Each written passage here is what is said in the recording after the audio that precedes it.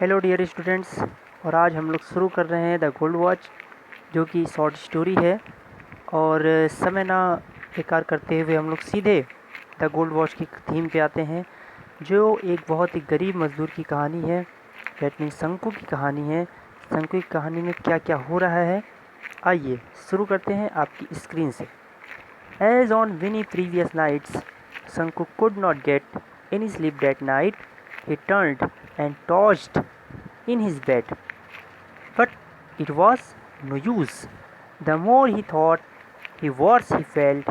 He closed his eyes and lay on his torn mat in the darkness, and yet he could see it as clearly as during the day. He deserted of his room when everyone had gone out for the rest or for lunch. The glass window was only partly closed. On one end of the table inside were a few fat volumes. At the other end, a pen, an ink bottle, and so forth. And in between was a gold watch with its gold chain placed on a book. As on many previous night, Sanku could not get any sleep. मतलब पिछली कई रातों की तरह, है ना, पिछली कई रातों की तरह शंकु could not get any sleep. शंकु सो नहीं सका था। ही turn and tossed in his bed. वह अपने बिस्तर में क्या कर रहा था? करवटें बदल रहा था। But it was no use, लेकिन उसका कोई भी फ़ायदा नहीं था, निरर्थक था। द मोर ही थॉट, वह जितना सोचता था, द वर्स ही फेल्ट, उतना ही बेचैन होता था। ही क्लोज्ड हिज आइज, उसने अपनी आंखें बंद की। उसने जैसे ही अपनी आंखें बंद की, and lay on his torn mat, torn मतलब कटा फटा, और जैसे ही अपने कटे फिटे बिस्तर पे, चटाई पे सोया, इन द डार्कनेस, अंधेरे में, and yet he could see it as clearly as during the day, वह दिन की तरह हर चीज़ों को देख सकता था, है ना। The deserted office room, the deserted office room मतलब सुनसान कच्छ, डिजर्टेड मतलब सुनसान। When everyone had gone out for rest और फॉर लंच, मतलब जब सभी लोग आराम करने या दोपहर का भोजन करने जा चुके थे। The glass window was only partly open, जो कांच की खिड़की थी वो आधी बंद थी, या फिर हम कह सकते हैं आधी खुली थी। On one end of the table मतलब मेज के एक कोने पर, एक किनारे पर कुछ मोटी फाइलें थीं। फैट वॉल्यूम मतलब मोटी फाइलें थीं। एट द अदर एंड, दूसरे कोने पर, अ पेन, एक पेन, एन इंक बॉटल, एक स्याही की बोतल, and so forth in the between, और बीच में क्या था? द गोल्ड वॉच, एक सोने की घड़ी, जिसमें क्या थी? सोने की चैन थी, जो एक किताब पे रखी हुई थी। आइए second para. Open the window and stretch out your hand about a foot and you can pick it up, everyone it out for lunch, nobody will know. वह ये सब सोच रहा था। क्या? खिड़की को खोलो और अपने हाथों को 1 फीट अंदर लेके जाओ। You can pick it up, तुम इसे उठा सकते हो। Everyone is out for lunch, lunch करने के लिए सभी लोग बाहर गए हुए हैं। नो बडी विल नो, कोई भी जान नहीं पाएगा। शंकु रिमेंबर्ड हिज एफर्ट्स, शंकु ने अपने प्रयासों को याद करने की कोशिश की। His cowardice and vacillation during the past few days, जो उसके मन में, जो उसका भय था, जो उसकी हिचकिचाहट थी, कई दिनों से चल रही थी। He had never seen anyone there at a time, उसने कई दिनों से वहाँ किसी को नहीं देखा था। And yet he had been afraid, लेकिन फिर भी, एट माने फिर भी, वह बहुत डरा हुआ था। He had trembled and felt breathless, वह इतना डरा हुआ था कि वह काँप रहा था, उसकी सांसें बहुत मंद होती जा रही थीं। That was why he had refrained from talking the watch every time, इसीलिए वो हर बार जो घड़ी थी उसको चुराने से बचता रहता था। वह घड़ी चुराना तो चाहता था, लेकिन सोचता था कि कहीं कोई उसे देख ना ले, अगर देख लिया तो क्या होगा। ये सारी बातें उसके मन में चल रही थी। It would not do to put it off any longer. ज़्यादा समय तक वह इसे नहीं टाल सकता। वह सोचा, if he thought any further he would not be able to do anything. अगर वह ऐसा ही आगे करता रहेगा, ऐसे ही सोचता रहेगा, तो वह कुछ भी नहीं कर पाएगा। He might even blurt out his intention accidentally. मतलब ऐसा ना हो कि वह अपना इरादा ही क्या कर ले, बदल ले। So he must take it tomorrow. इसलिए उसे घड़ी कल ही चुरानी पड़ेगी। सपोज ही डिड नॉट, अगर वह ऐसा नहीं करता है तो क्या होगा। आइए paragraph 3। Sanku thoughts began to linger over the thorny problem of his life. शंकु अपने जीवन की कठिन समस्याओं के बारे में सोचने लगा। Tomorrow would be the third day of the month. कल क्या होगा, उसके महीने की 3री तारीख होगी। इन अनदर 3 days, अगले 3 दिनों में he would get his pay. उसे अपने पगार जो मिलता है, वेतन, वह उसे मिल जाएगा। जो कितना है, 13 रुपीज़ फॉर 13 डे, 13 रुपये 13 दिन के। ही हैड टू पे 4.5 for purchase at the store. उसे क्या देना है, 4.5 रुपये स्टोर पे देने हैं। There would be a balance of 8.5। उसके पास कितने बचेंगे, 8.5 रुपये बचेंगे।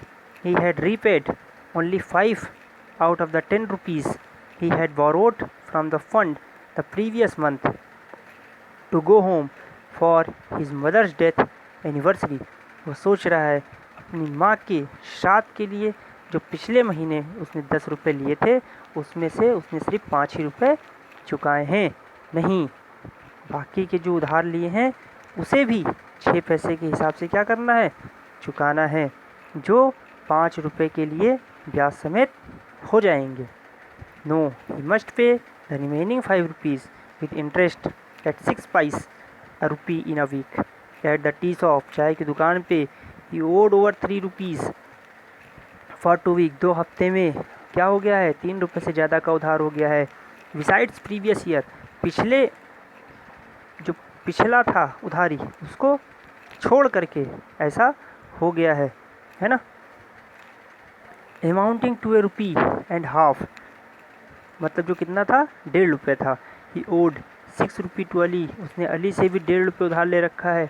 फॉर सप्लाइंग एक्स्ट्रा राइस, मतलब जो एक्स्ट्रा उसने चावल ख़रीदा था उसके लिए। Beets and other oats at the end. 1 month's house rent was 3 rupee. In addition to these sums, he had taken a small loan of 12 paise, 25 paise and 50 paise from several people. इसके अलावा भी उसने छोटे छोटे amount ले रखे हैं, 12 पैसे के, 25 पैसे के, 50 पैसे के, कई लोगों से। And his wife had reminded him 2 days before about 1 rupee to be paid to the fisherman. और उसकी वाइफ ने भी उसे याद दिलाया है कि मछली बेचने वाली को भी उसे क्या करना है, 1 रुपये देना है। Shanku mentally added up the total amount that he needed. Shanku ने मन ही मन ये सारे पैसे जोड़े और उसने सोचा उसे कितने पैसे की ज़रूरत है। आइए para 4। What he was going to get was just 8.5। उसने देखा कि उसे मिलने कितने हैं, लगभग 8.5 रुपये। What he owed was 22 rupees 13 पैसे। और उसे चुकाने कितने हैं, 22 रुपये और 13 पैसे। He had another needs to, और भी उसकी कई ज़रूरतें हैं। He had borrowed 3 rupees. He has borrowed 3 rupees from his wife. और उसने क्या किया है, उसने 3 रुपये अपनी वाइफ से भी लिए हैं। This was out of the sum she had slowly saved up now. ये वो पैसे हैं जो उसने थोड़ी थोड़ी बचा करके रखे थे। And then in order to buy a waist chain for the younger child, कि क्या किया जाएगा, बच्चे की कमर की चैन के लिए बचाए थे। शंकु ने क्या किया था, भरोसा दिलाया था। He had assured her that he would buy it out of his pay in the month, कि वह उसे तनख्वाह में से खरीद के दे देगा। शंकुज हार्ट बीट अनकंट्रोलेबली फास्ट, मतलब शंकु की जो हृदय की धड़कन थी बहुत तेज़ी से धड़क रही थी। तो ही हार्ट बीट्स, जैसे जैसे उसकी धड़कनें तेज हो रही थी, he could hear the harsh voice of the tea shop honour, है ना, टी शॉप ऑनर, मतलब जैसे जैसे उसकी धड़कनें तेज हो रही थी वह सबकी आवाज़ें सुन सकता था। Tea shop owner, Kuchuni, Ali's hollow laughter and vulgar words and irritating top of लुनापो who was a charge of the fund, मतलब किस किस की आवाज़ें सुन रहा था वह, किस किस की आवाज़ें सुन रहा था वह सुन रहा था चाय की दुकान की, चुन्नी की आवाज़ें और अली की खोखली हंसी की आवाज़ें और गंदे शब्द, इन सब की आवाज़ें वो सुन सकता था, है ना। He felt that they were all surrounding him like rowdy boys, उसने सोचा कि महसूस किया कि वे सब लोग बदमाश लड़कों की तरह उसे घेर कर खड़े हो जाएंगे, जैसे कि आवारा कुत्ते चारों तरफ खड़े हो जाते हैं। वॉट ए हॉरिबल सीन, कितना भयानक दृश्य है ये, ऐसा उसने सोचा। Next paragraph, finding finding it unbearable, मतलब यह बहुत ही क्या होगा, असहनीय होगा, इसे बर्दाश्त करना बहुत ही मुश्किल होगा। Shanku turned over on his stomach and thought, Shanku अपने पेट के बल लेटा और सोचा, I have no alternative but to pick it up tomorrow, मेरे पास और कोई रास्ता नहीं है, सिर्फ एक रास्ता है कि मैं उसे कल उठा लूँ, चुरा लूँ। Will it not Fitch it last at least 20 rupees, क्या उसको बेचने से मुझे 22 रुपये नहीं मिल जाएंगे?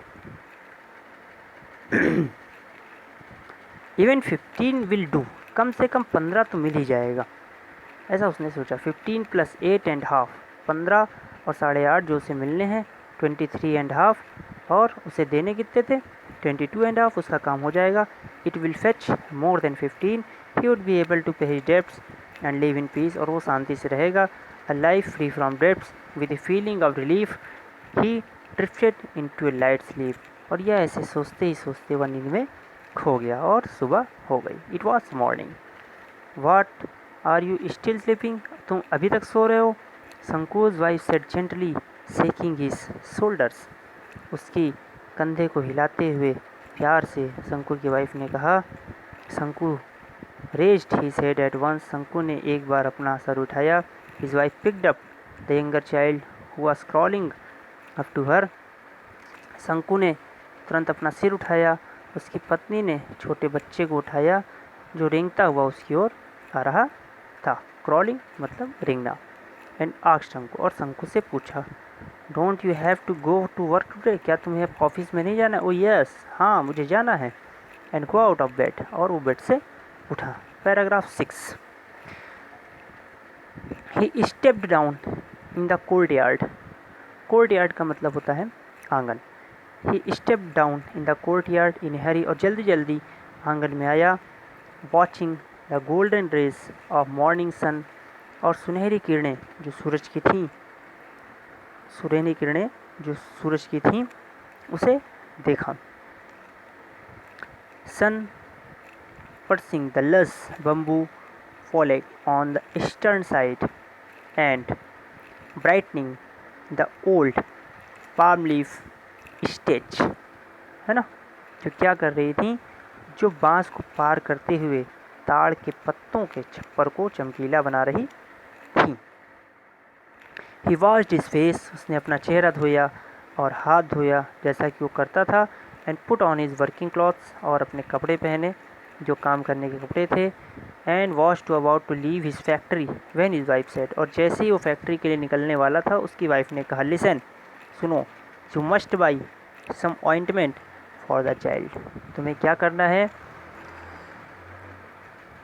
तुम्हें क्या करना है, तुम्हें इस बच्चे के लिए मलहम लेना है ना। She threw a commanding look at him, मतलब उसने आदेश देते हुए ऐसा कहा। Shanku felt at each of the sore on the child festering body was staring at him a gruesome way, मतलब उसे ऐसा लगा एहसास हुआ कि बच्चे के जो घाव हैं उसे एक अजीब नज़रों से देख रहा है। A moment passed in silence. वो जो क्षण था एकदम शांति में बीत हो गया। व्हाट शॉर्ट ऑफ ऑइंटमेंट, किस तरीके का मलहम? शंकु आज लाइक ए फूल, शंकु ने एकदम बेवकूफ़ी भरे अंदाज में पूछा। ऑइंटमेंट फॉर द सोर्स, घाव के लिए मरहम। कंटिन्यूड द वाइफ, उसकी पत्नी ने कहा।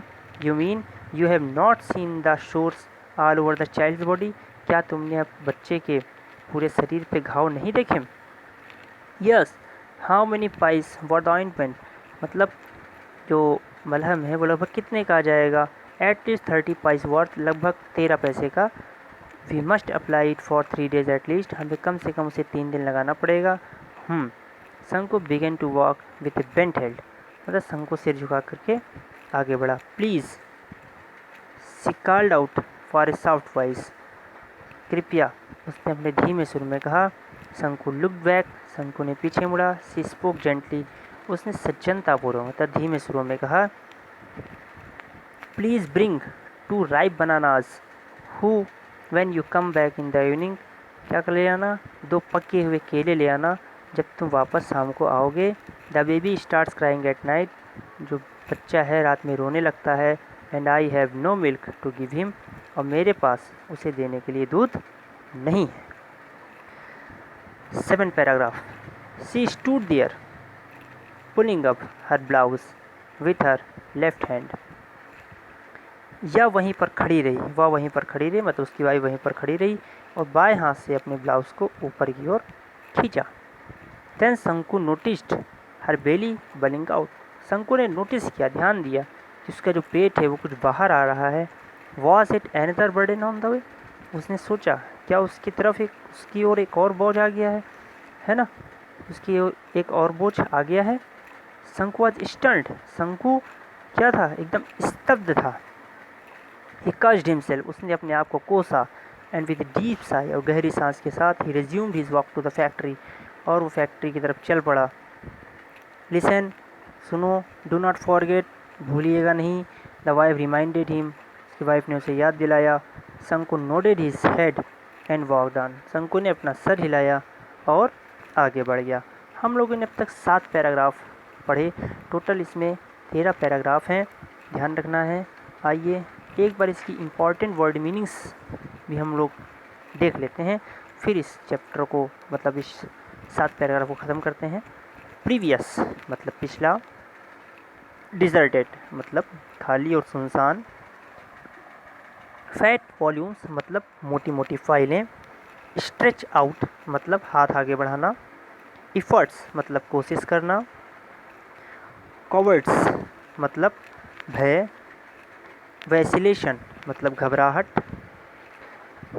ट्रेबलस मतलब भय से कांपना, डिफरेंट मतलब किसी कार्य को करने से बचना, ब्लर्ट आउट मतलब सोच छोड़ देना, इंटेंशन मतलब इरादा, लिंगर ओवर मतलब दिमाग में चलते रहना, ओड मतलब उधार लेना, एरियर्स मतलब बकाया, ऑड एंड एंड्स तमाम छोटी बड़ी चीज़ें, रिमाइंडेड मतलब याद दिलाया जाना, एश्योर मतलब भरोसा, हार्श मतलब टीच या फिर अक्षम्य, वल्गर भद्दा, इरिटेटिंग परेशान करने वाला, राउडी मतलब उपद्रवी व्यक्ति, फिच लाना, डेट्स उधार, डेप्स मतलब DEBTS डेप्स रिलीफ राहत महसूस करना, डिफरेंट्स चले जाना, क्राउलिंग रेंगना लुढ़कना, उसके बाद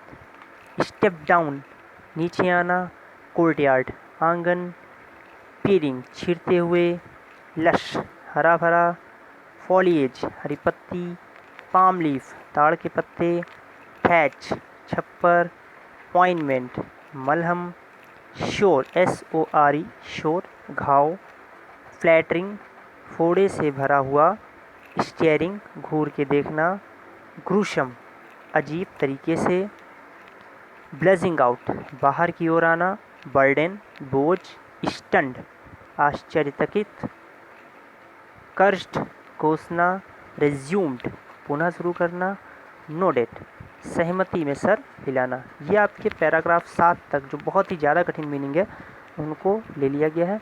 नेक्स्ट वीडियो लेक्चर में हम लोग 8 से लेकर के 13 तक कंप्लीट करेंगे। Okay, thank you.